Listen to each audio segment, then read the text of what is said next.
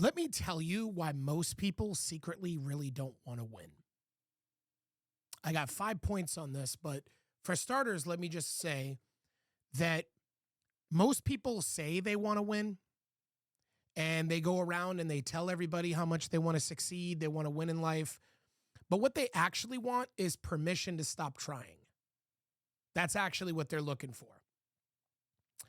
And the reason why that is because winning removes excuses. You know, that scares people. I mean, it's a scary thought that you have to have all in complete full accountability for everything. And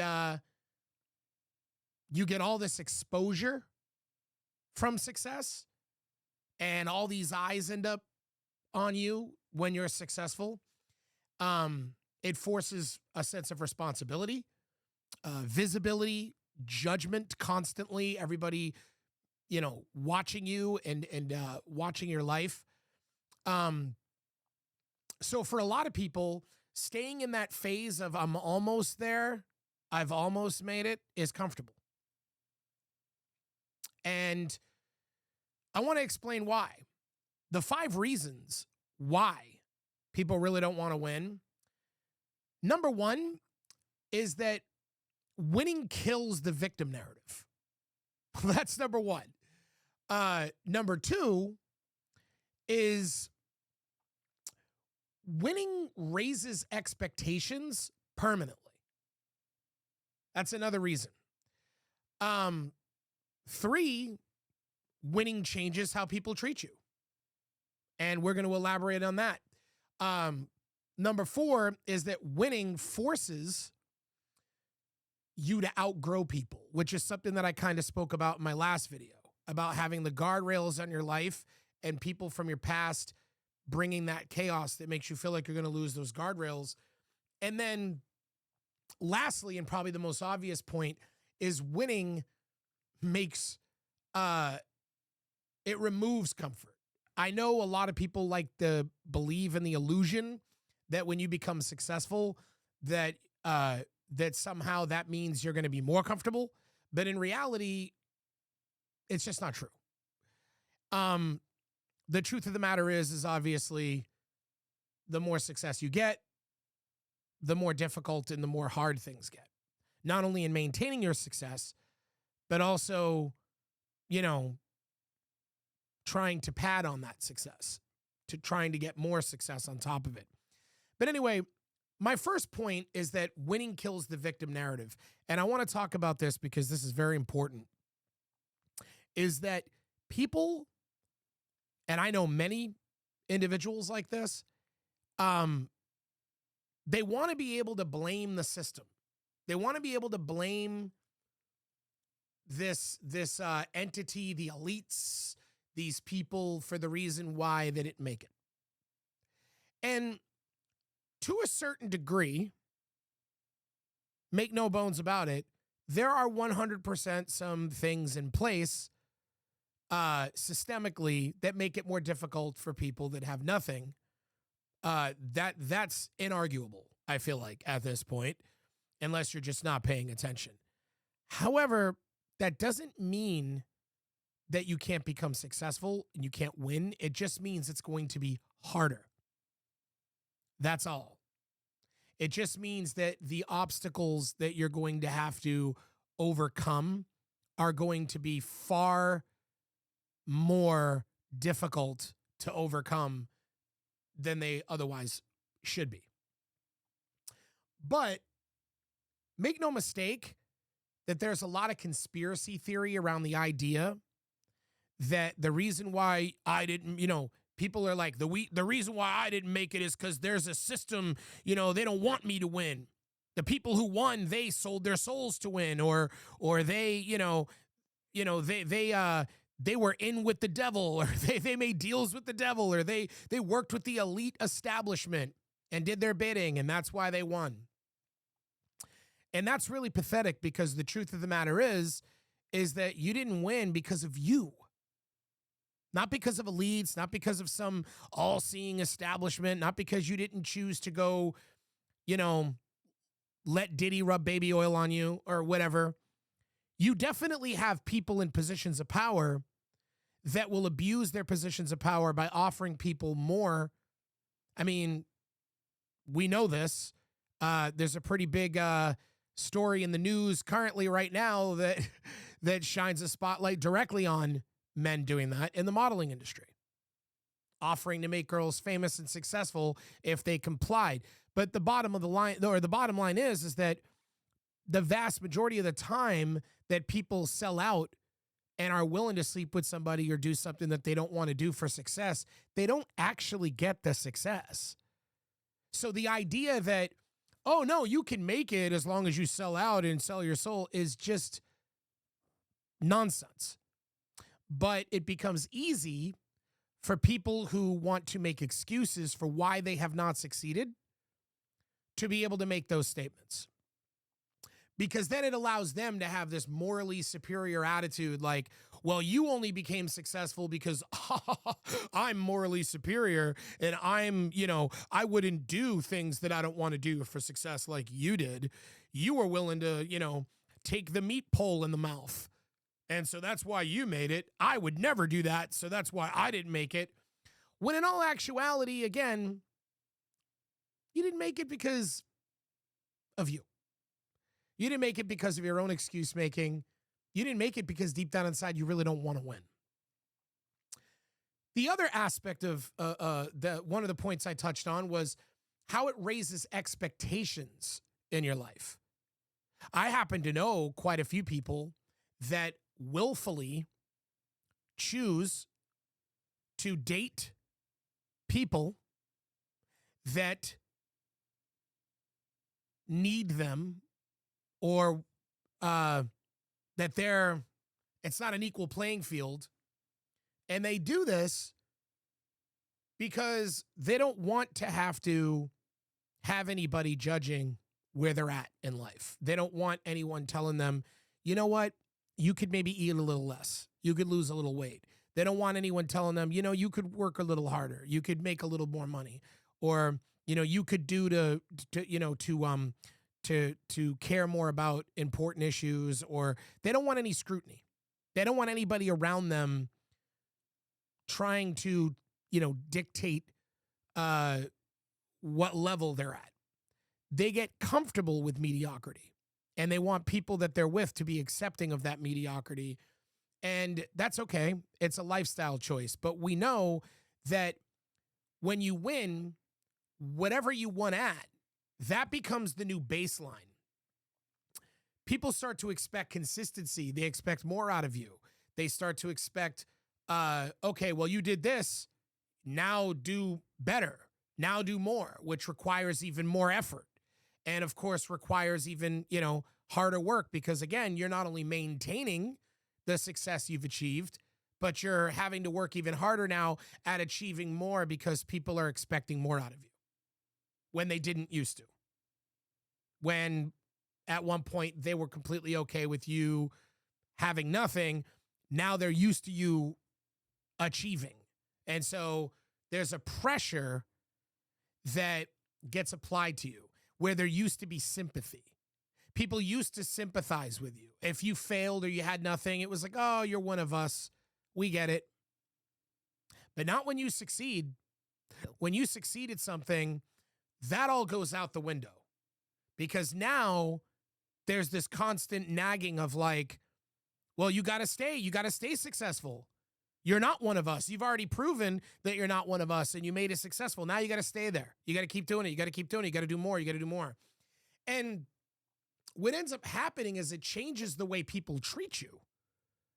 It changes the way people treat you, where they no longer treat you anymore like how they used to, like I said, with sympathy or even with a caring heart or friendship. It changes it because it starts to, where they used to support you, now they compare themselves to you. So instead of supporting you and supporting your success and wanting to help you get there, because you were one of them, they wanted to see you rise, but then you did. And now that you've risen, now there's a hate there's a hate that comes along with that. There's a resentment because now they're looking at their life and looking at your life, and now they're mad because they're constantly comparing themselves to you instead of supporting you. And this is a problem across the entertainment industry vastly. There's a lot of local artists who cry and cry for support, and in some cases they get some. You know, to a certain degree on a local level, they get a little bit of support, but then the moment they start getting recognized outside their town, outside their state, and they start to do well, suddenly they just become hated on. And suddenly the judgments come in. The smack talking on their YouTube channel and all this type of stuff comes in. And that behavior of how they change you starts to change how you are to them. And they always say, well, once you become successful, you change. No. Once you become successful, people that you knew, your friends, family, and acquaintances, they change how they are to you. Because instead of supporting you, now they compare themselves to you on a regular basis. You no longer get credit for trying or working hard anymore. They no longer look at it like you're trying and working hard. You become less relatable to them. They no longer feel like they can relate to you on any level. Your problems are different. And they watch for mistakes. They sit and wait in the shadows so that they can pounce once you make a mistake. And they can point at you and scrutinize. And that's, that's something that people don't want. They feel comfortable. They feel comfortable in that misery. They would rather have friends. They would rather have people around them that they feel like support them rather than having people scrutinize them. And so for that reason, they don't want to win. Because people know in their hearts that once you win, you're going to have to outgrow certain people. You're going to have to outgrow certain behaviors. Okay? It's going to end up changing the way you move. And I think a lot of people kind of know that. And so there's a certain thing inside of them that knows this and prevents them or makes them want to settle for mediocrity. Winning removes the everyday comfort from your life. You can't hide behind potential anymore. You can't be the guy that, man, everybody loves it when you're the guy that could. Everybody loves it when you're the guy that could. But here's the problem with that, is that when you reach a certain age,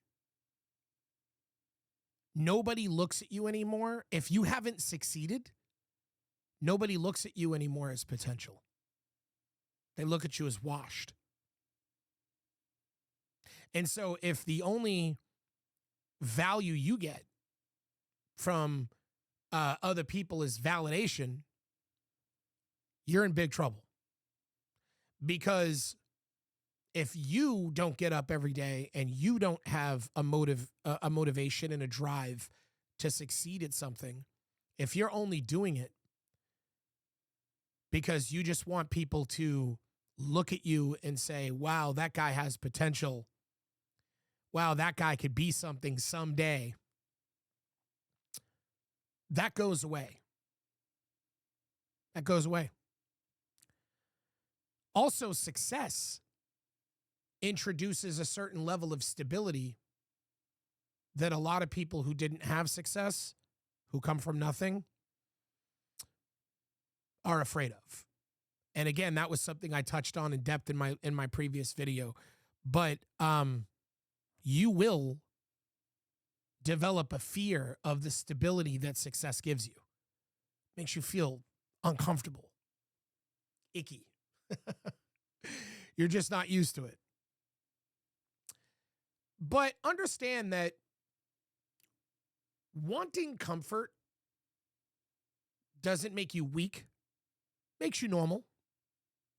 I'm not trying to attack anybody who doesn't want to succeed. I understand it. I understand it completely. Avoiding exposure from the public eye, the vulnerability of people looking at you and judging you on a daily basis. A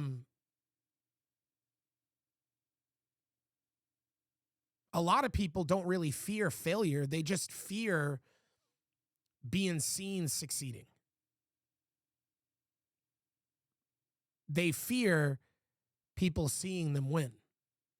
Because once that occurs, it changes everything. It literally changes everything. Your relationships, everyone in your life. I mean, if winning meant losing your excuses, your comfort, some of your relationships, would you still want it? Ask yourself that. If some of the people you know in your life are toxic, but you love them, or you feel like you need them around, you might have to lose them.